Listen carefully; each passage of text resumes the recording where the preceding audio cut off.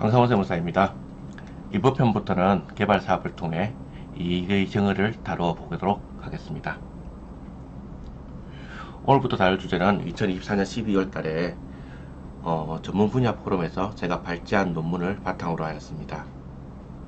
해당 논문은 우수 사례로 선정되어 수상의 영광도 누렸고 신문에서도 좋게 다루어 주었습니다. 약간의 배경 지식이 필요합니다. 상정세법은 2015년 이후에 완전 포괄주의를 하는 것을 도입하였습니다. 완전 포괄주의는 법문에 열거되어 있지 않는다 하더라도 사실상 증여 이익이 있으면 증여세를 과세해야 한다 라는 뜻입니다. 이전 세법의 역사 3편에서 미국의 남북전쟁을 다루었던 적이 있습니다. 남북전쟁 이후 1894년도에 민주당에 의해서 소득세가 다시 등장하면서 공평의 문제가 처음으로 등장했습니다. 이때 공평의 문제는 누구에게 세금을 걷어야 하는가 라는 자금 조달에 관한 문제였으며 납세자의 자유라든가 사생활의 보호를 위해 등장한 것은 아니었습니다. 이후 1912년도에 헤이그 사이먼즈의 소득 개념이 등장하게 됩니다. 소득은 일시적이든지 우발적이든지 직접적이든지 간접적이든지 과세하는 것이 공평하다라는 개념이 확립되었습니다. 우리나라 상정세법에 완전 포괄주의를 도입한 것도 같은 의미입니다. 우선 증여세는 소득세의 보완세제입니다.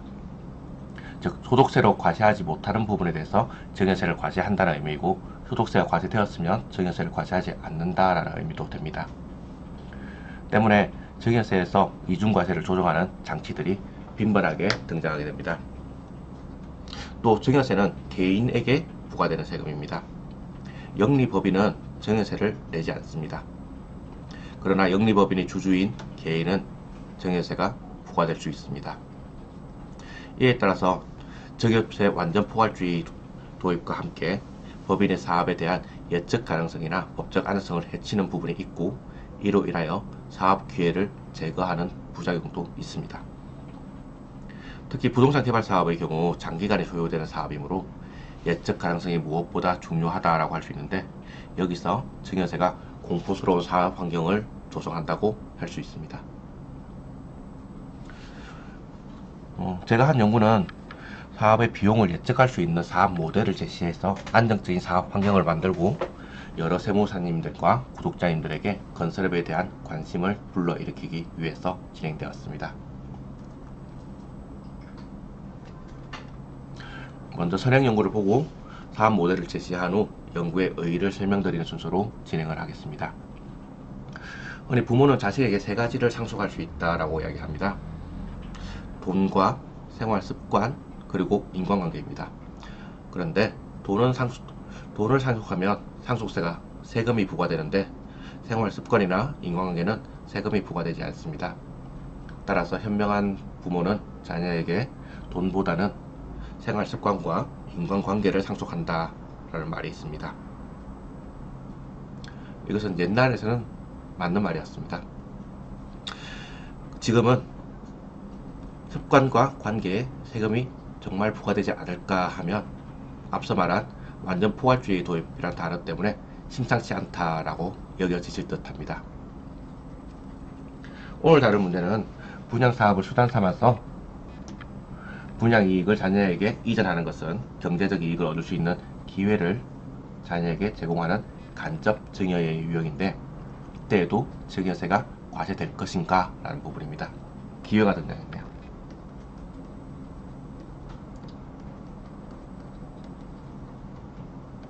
정확히는 분양사업을 해보는 경험입니다.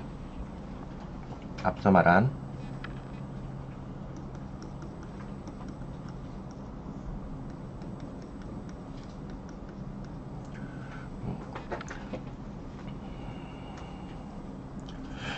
습관관계에서 경험이 추가하였습니다.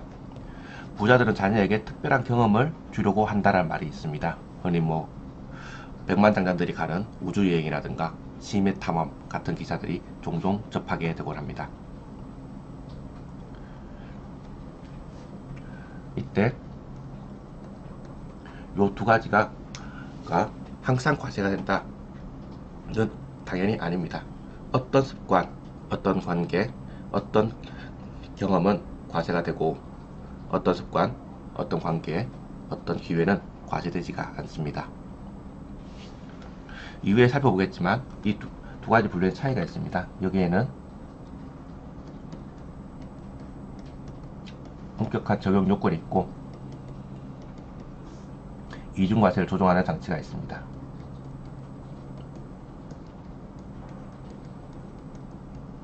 그러나 여기에는 엄격한 요건이 없고 이중과세를 조정하는 장치가 없습니다. 그러면 어떤 습관, 어떤 관계, 어떤 기회가 과세가 되는지 보도록 하겠습니다. 그리고 특히 부동산 개발 사업에서 경험이라는 상속 대상 물건이 세금이 과세되지 않는 구도에 대해서 알려드리도록 하겠습니다.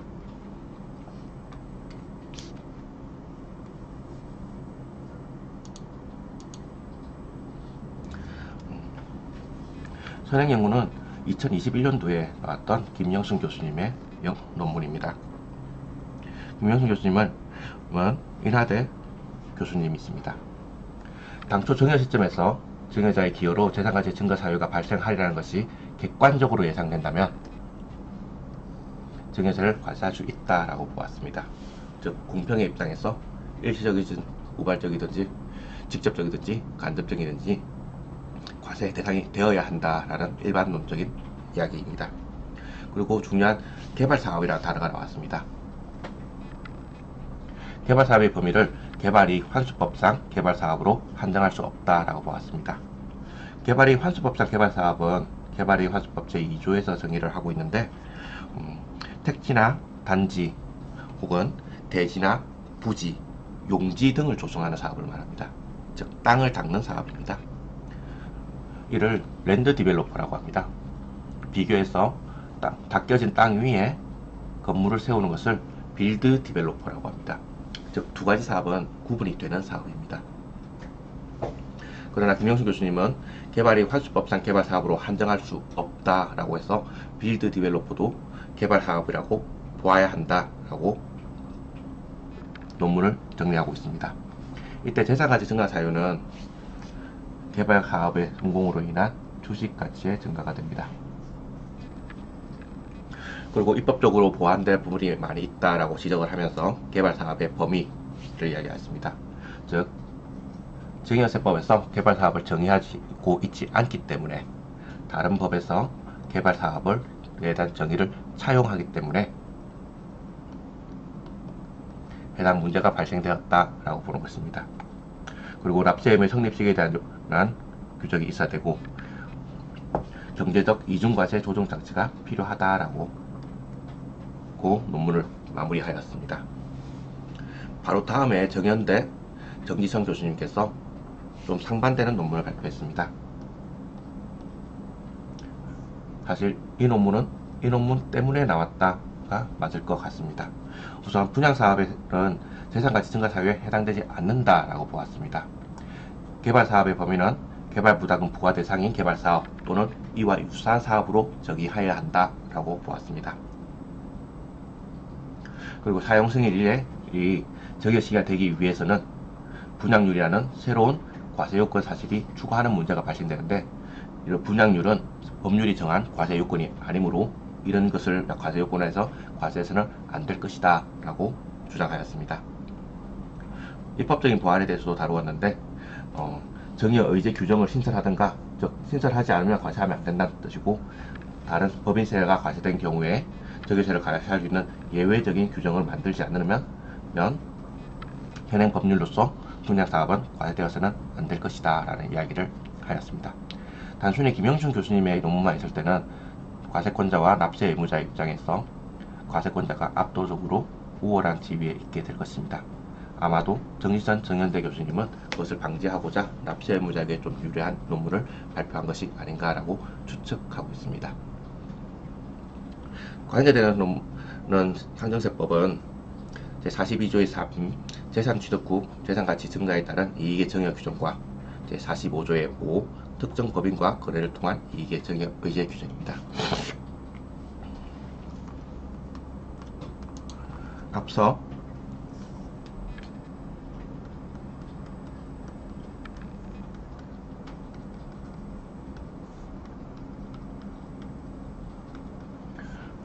어떤 습관 관계의 경험은 정해서야 과시된다 라고 했는데, 어떤 습관이 45조의 3에서 이야기하는 거고, 에서 이야기하는 일감 몰아주기 과시입니다. 어떤 관계가 45조의 4에서 이야기하는 일감 떼어주기 과세입니다. 그리고 저희가 다루게 되는 45조의 4 3에서 경험에 대한 과세가 이야기되고 있습니다. 이후 45조의 5는 사업 구조를 짤 때 들어가게 될 것입니다.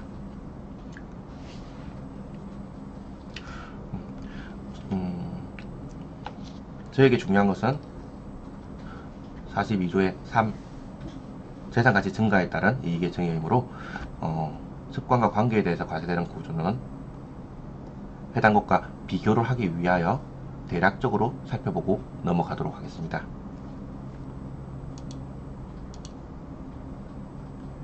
우선 45조의 3에 있는 일감 몰아주기 과세입니다.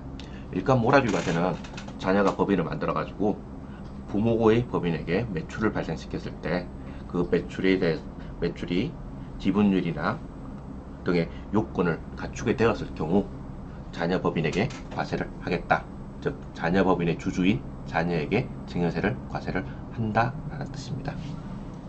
이때 매출이 발생되는 법인은 부모 법인입니다. 부동산 개발 사업의 경우 매출이 발생되는 것은 수분양자들입니다. 불특정 제3자들입니다. 따라서 일감 몰아주기 과세가 부동산 개발 사업에서 사용될 일은 없을 것이라고 여겨집니다. 또 일감 몰아주기 과세는 엄격한 과세 요건과 이중과세를 조정하는 장치를 두고 있습니다. 이는 기업의 가치가 증가되면 그전 배당 소득세가 과세되고 또는 주식에 대한 양도소득세가 과세된 것을 재원으로 하기 때문에 이 증여세가 다시 과세될 때는 앞서 과세된 소득세 등을 제거하는 역할을 해야 한다는 뜻입니다.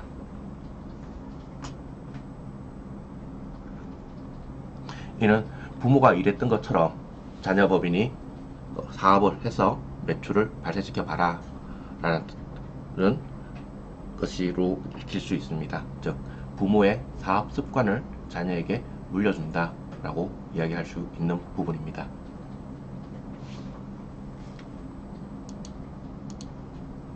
일감 떼어주기 과세는 앞서 말한 일감 몰아주기와 비슷합니다. 상정세법 제45조의 4에서 규정하고 있습니다.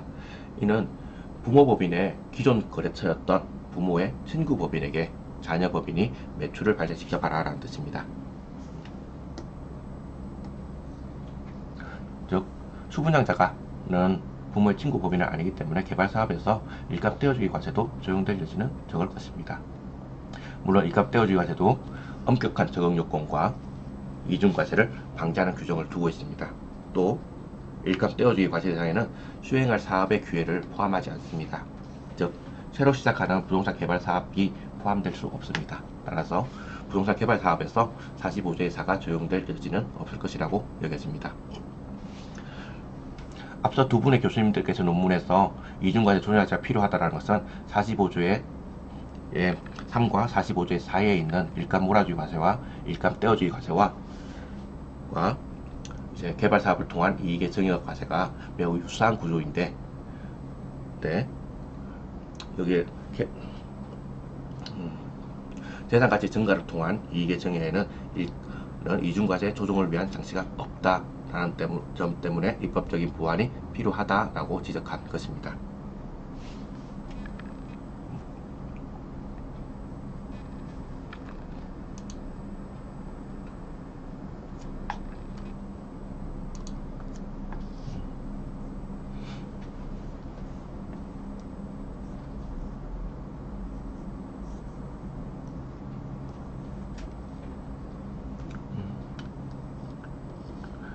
사용승인이라는 개념도 중요하기 때문에 한번 짚고 가겠습니다. 사용승인이라는 개념은 이제 건축법에서 등장을 하게 됩니다. 건축법에서 건축주가 건축 허가를 받아서 착공하고 시공해가지고 준공을 하면 사용 승인을 받게 됩니다. 주택법에서는 사업주체가 사업계획을 승인받아서 사용 검사를 하면 준공을 했다라고 이야기하고 있습니다. 사용 승인일은 준공일을 이야기합니다.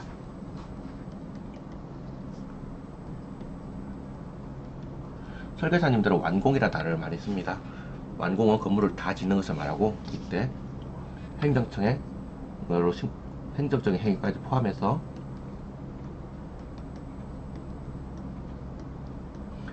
다 끝났을 때 준공이 된다 라고 하여줍니다. 이때 말하는 행정회의가 사용해도 된다 라는 사용 승인을 이야기하고 있는 것입니다.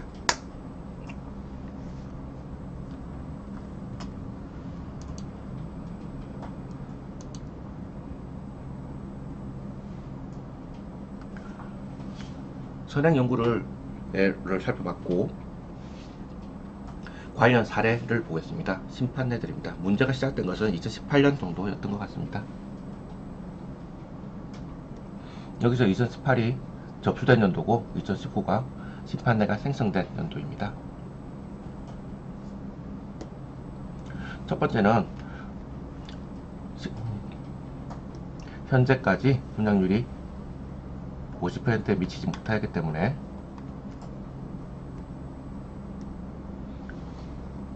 증여세가 과세할 수 없다라고 판결했습니다. 두 번째 심판례는 4년 6개월 지날 동안에 분양률이 50%에 못 미쳐서 증여세를 과세할 수 없다라고 하였습니다. 그리고 세 번째에서는 미분양되거나 계약이 해지되어서 증여세를 과세할 수 없다라고 하였습니다. 이때 분양률이라는 단어가 사용되게 되고, 실제 이 분양률은 납세자에게 증여세를 과세할 수 없는 근거로서 심판원이 들었던 것입니다. 하지만 이후에 분위기는 반전됩니다. 네 번째 심판례에서 사용 승인을 기준으로 92%가 분양되었으므로 증여세를 과세할 수 있다라고 보았습니다. 다섯 번째 심판례에서 사용 승인을 현재 100% 분양되어서 증여세를 과세할 수 있다라고 보았습니다. 처음에 분양률이 등장한 것은 과세하지 않기 위한 근거로 등장했지만, 이후에는 분양률이 과세하는 근거로 등장하게 되고 있는 것입니다. 이때 50%라는 의미가 뭐냐라고 했을 때, 실제 큰 의미가 있을 거라고 생각하지는 않지만 질문이 좀 많이 들어왔던 부분이라서 50% 의미에 대해서 말씀을 드리겠습니다. 분양이 되고 나면 건물을 짓기 위해서는 은행이나 증권사 혹은 저축은행 등이 돈을 빌려줘야 됩니다. 그리고 그 빌린 돈으로 건물을 지어야 됩니다.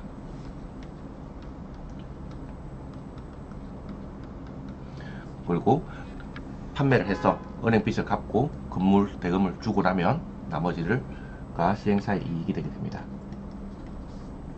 이때 은행도 사업성에 대해서 검토를 하게 됩니다. 그리고 시공사도 사업성 검토를 하게 됩니다. 일반적인 시공사 같은 경우에 분양률이 70% 정도 이상 나오면 공사비가 회수될 때 사업성 검토가 통과되게 됩니다.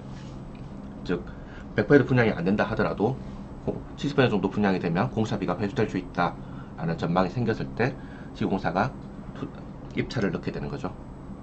근데 분양률이 50% 미치지 못했다라는 이야기는 시공사의 공사비 채권을 전체 상환하지 못했다라는 뜻입니다. 건물은 있지만 부채도 딸려있는 상황이다 라고 이해할 수 있을 것입니다. 따라서 50% 미치지 못했다라는 이야기에 건물에 대해서만, 건물이 재산가치 증가에 대해서 과세할 수 없다라고 본 것으로 지레 짐작합니다. 하지만 심판례가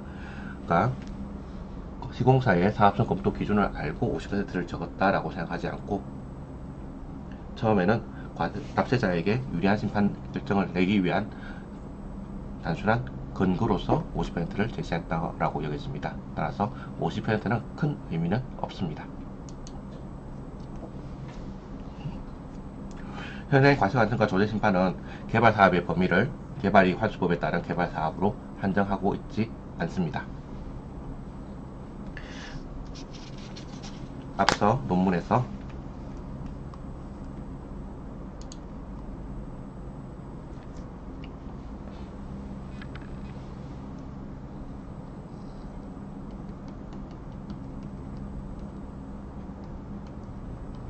김영순 교수님의 개발사업의 범위와 일치하고 있습니다.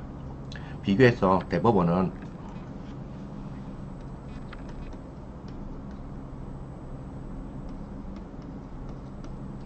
(3.291) 판결에서 개발사업이 개발이익 환수법의 개념을 차용한 것은 아니라고 하더라도 적어도 행정청의 개발구역 지정 고시가 수반되는 것으로서 그 대상 토지를 개발하여 그 토지 가치를 증가시키는 사업을 의미한다라고 하였습니다. 즉 정연대 정지선 교수님의 입장과 일치합니다.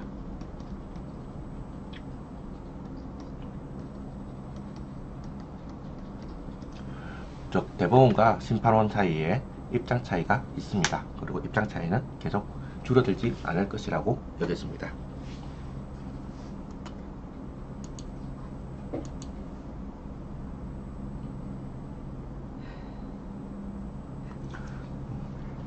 시간이 길어지므로 여기까지 정리를 하고 다음부터는 증여세가 과세되지 않는 개발 사업의 모델을 제시를 하고 그리고 그 모델에 대한 실천 사항들, 중요한 사항들을 10가지를 짚어서 당부드리며 마무리하도록 하겠습니다. 감사합니다.